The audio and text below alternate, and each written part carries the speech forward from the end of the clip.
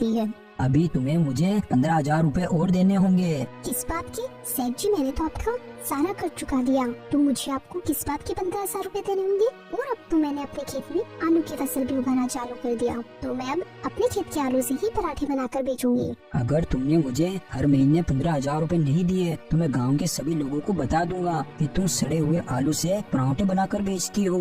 सेठ जी, अगर आपने ऐसा करने की सोची ली तो याद रखना, वो सड़े हुए आलू आपने ही मुझे दिए थे। पूरे गांव को ये बात बता दूंगी मैं।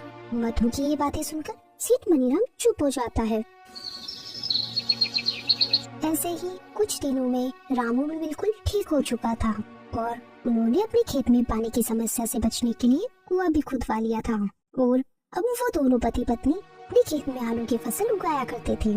रामू आलूओं को बाजार में बेचा करता था और जैसे ही आलू खराब होने लगते तो मधु उनसे आलू के पराठे बनाकर बेचा करती थी।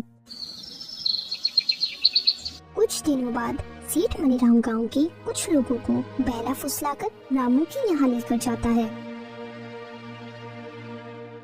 गांव वालों, अब तुम सब इस मधु के घर की तलाशी लो और देखो कि ये सड़े हुए आलू से पराठे बनाकर बेचती है। ये बात सुनकर मधु घबरा जाती है। अरे अरे, आप लोग ऐसे कैसे मेरे घर की तलाशी ले सकते हैं? ऐसे कैसे तलाशी ना ले? तुम आलू के पराठे बेचकर इतनी तरक्की कर रही हो, जरा हम भी तो देखें तुम किस तरह के आलू इस्तेमाल कर रही हो। तुमने देखते ही देखते अपने खेत में कुआं खुदवा लिया, अपने बच्चे को शहर पढ़ने के लिए भी भेज दिया और तुमने मेरा सारा कर्जा भी चुका दिया। फिर गांव का एक आदमी मधु की घर की तलाशी लेता है तो उसे अच्छे आलू ही मिलते हैं। अरे सेठ जी, आपके बेकार में ही गांव की औरत को परेशान कर रहे हो। मधु बेचारी तो कितने ताजा और साफ आलू ही इस्तेमाल कर रही है आलू के पराठे बनाने में। सेठ जी, आप तो फालतू ही बेचारी को बदनाम कर रहे हो। गांव के आदमी को अपना पक्ष लेते देख गांव वालों, आप सबको तो पता ही है ये सेठ मनीराम कैसा है। ये चाहता था कि मैं इसका कर्ज ना चुका पाऊँ और ये मेरी जमीन हड़प ले, लेकिन मैंने ऐसा नहीं होने दिया। मैंने इसका सारा कर्ज चुका दिया, इसलिए ये ऐसा कर रहा है। अरे हम गरीबों को परेशान करना ही तो इन अमीर लोगों का शौक है। चलो भाई लोगों, ये सेठ मनीराम तो हमारा समय खराब कर रहा है। ये कहकर सभी लोग वहाँ से चले जाते हैं।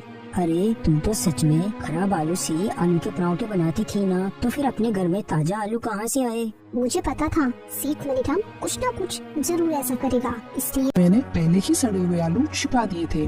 देखो, अब हमारा बेटा शहर में पढ़ रहा है और सेठ मनीराम का कर्जा भी हमने चुका दिया है और अब हम दोनों अच्छे से कमा भी रहे हैं और हमने अपने खेत में पानी की समस्या से बचने के लिए कुआं भी खुदवा लिया है। इसलिए अब तुम्हें लालच नहीं करना चाहिए। आप बिल्कुल सही कह रहे हो। ये तो मैंने अपने दिमाग से घर के सारे आलू छिपा दिए थे, वरना पूरे गांव में हमारी बदनामी हो जाती और हमें गांव से निकाल दिया जाता, तो अपन फिर से रोड पर आ जाते। मैंने जो भी किया अपने परिवार के लिए किया, अपने हालातों की वजह से किया, लेकिन जब अब हालात सुधर चुके हैं तो अब मुझे भी अपनी गलती को सुधार लेना चाहिए। आज के बाद मैं अब हमेशा अच्छे आलू का इस्तेमाल करूंगी और खराब आलू का राज हमारे बीच ही रह जाएगा। उस दिन के बाद से ही मधु खराब आलू से पराठे बनाना बंद कर देती है। तो दोस्तों, हमने इस कहानी में देखा कि किसान होना इतना आसान नहीं है। किसान के सर पर हमेशा मुसीबत मंडराती रहती है। बारिश कम होना भी किसान के लिए मुसीबत है और ज्यादा होना भी किसान के लिए मुसीबत है। एक किसान का जीवन हमेशा मुसीबत से भरा हुआ रहता है और हमें इस कहानी से यही सीख मिलती है कि हमें लालच नहीं करना चाहिए, क्योंकि लालच के चलते हमारे पास जो कुछ भी होता है हम उसे भी गवा देते हैं।